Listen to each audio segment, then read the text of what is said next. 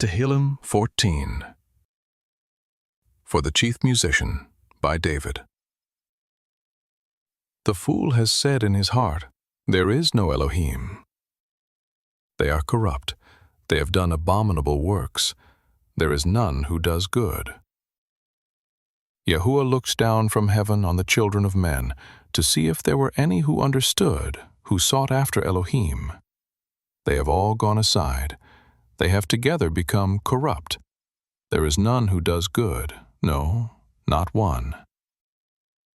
Have all the workers of iniquity no knowledge, who eat up my people as they eat bread, and don't call on Yahuwah?